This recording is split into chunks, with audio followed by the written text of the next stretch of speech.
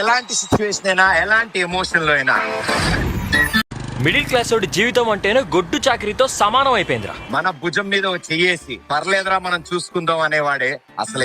ఇవే తగ్గించుకుంటే మంచిది. ఫ్రెండ్స్ ఉంటారు కానీ తను లాంటి ఫ్రెండ్ ఉండడం అదృష్టం కాదు.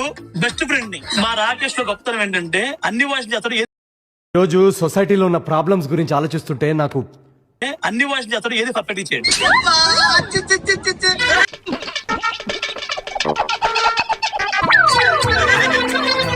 చలేస్తున్నా సార్.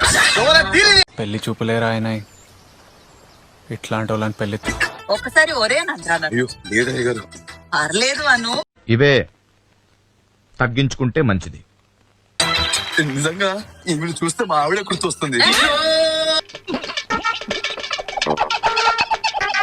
ఎవరితో ఉంటే వాళ్ళు పోతున్నారు.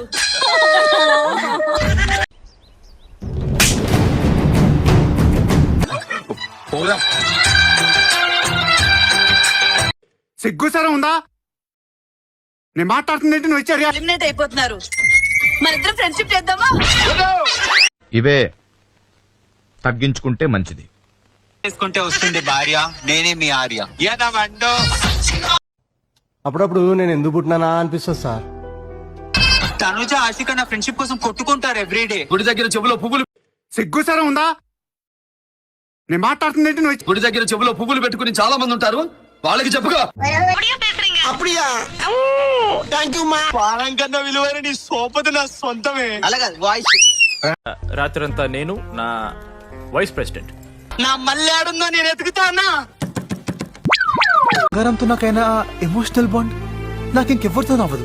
అది ఎండు నేనే మీ ఫ్రెండ్. అయినా మా వంశంలో పనిగానే ఉంది బావా. మా తాత పల్లెకు చేరిన 10 రోజులకే చచ్చిపోయా. ఫ్రెండ్ వచ్చి ఆ స్పిన్ వీల్ తిప్పుతారు. ఎవరి పేరు మీద సార్ ఆకలేసిందంటే ఎవడు అన్నం పెట్టాడు సార్. అదే 1000 రూపాయల పేరు మీద అయితే ఆగుతుందో వాళ్ళు ఆ జ్యూస్ టేస్ట్ చేస్తారు. మరి 10 లక్షలు నెలకు 3000 చొప్పున జీతంలోంచి కట్ చేయమంటావేంటి?